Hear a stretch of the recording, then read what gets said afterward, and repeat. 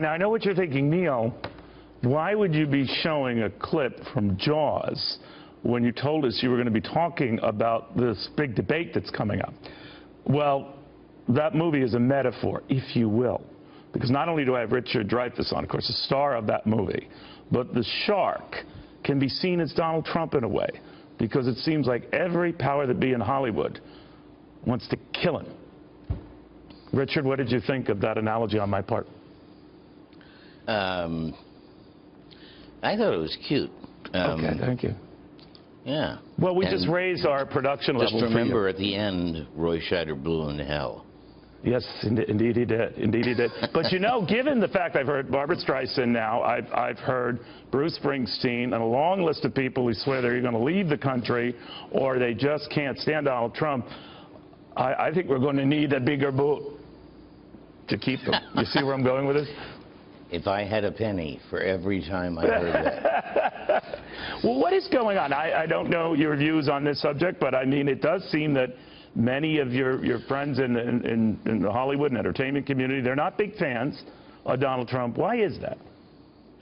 It's funny how I always have to start by saying, I'm not a member of the Hollywood community. You've already compartmentalized me incorrectly. I am not a gaggle, a member of the gaggle of Hollywood liberals. And I'll say two things. I gaggle for no one, and I'm not a liberal. I am a libo-conservo, rado, middle-of-the-roado. Just like most of you, you just haven't given it any thought lately. But you haven't answered my question. I wasn't asking about you specifically, but about your colleagues. Why do they march in lockstep? Is that just a given? Obviously, you succeeded marching to your own drummer, so I don't know. It's just weird. I don't live there anymore. I live in San Diego, and I lived in London for 4 years before that. I really retired out of the show business around 2000, and it was just... What was that Bernie Madoff thing you did, which was phenomenal, by the way? It's not as if you've just quit the business.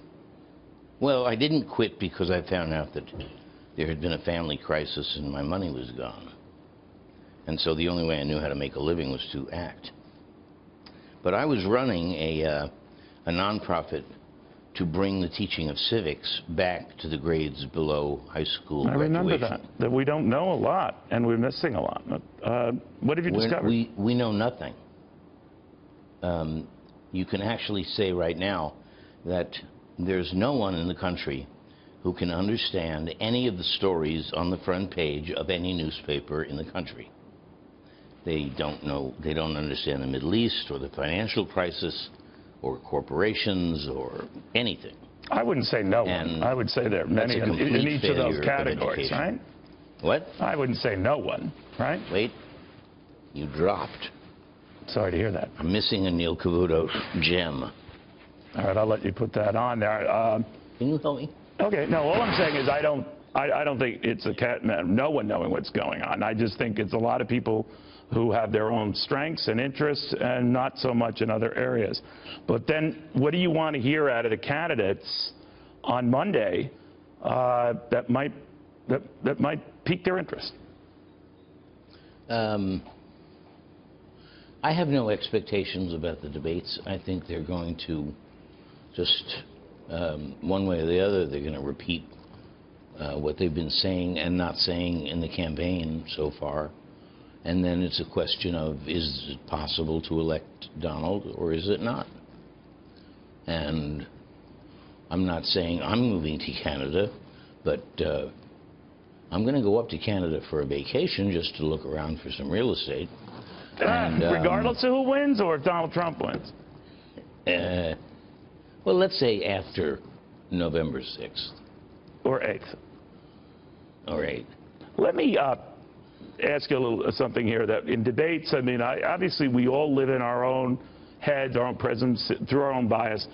There were a lot of people who gave Matt Lauer grief, Richard, sometime back at a town hall because he interrupted and drilled Hillary Clinton, and a lot of people felt that he should have done more of that with Donald Trump. Again, is that right? Does it put pressure on on a moderator, whether it's Lester Holt this time or others down the road, including our Chris Wallace, knowing that the industry might be pressuring a certain code of questioning and conduct? I don't think there's any secret starting point with people saying, let's support the Democrats. I do believe that the media has fallen behind in how do you cover a phenomena like Donald Trump. And they haven't succeeded yet. The media, for instance, has a kind of a mandate to correct factual error. And when Donald Trump started talking about a rigged convention, no one said, no, it's not a rigged convention.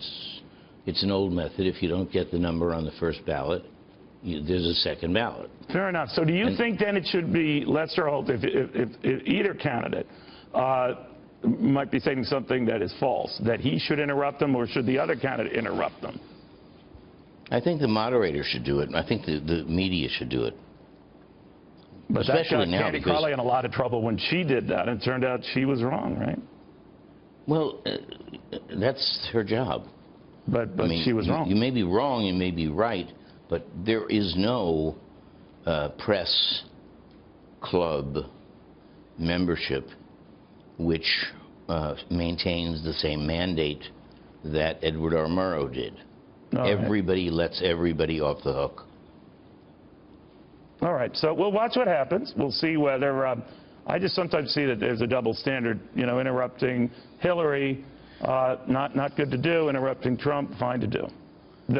What do you think of the Trump candidacy, the fact that he actually won the party? He's running for president. He's there right now. It's the debate. My views are meaningless. You're the star.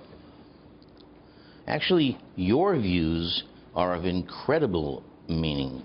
Well, we'll see. We'll see. Richard, thank you very much. It's funny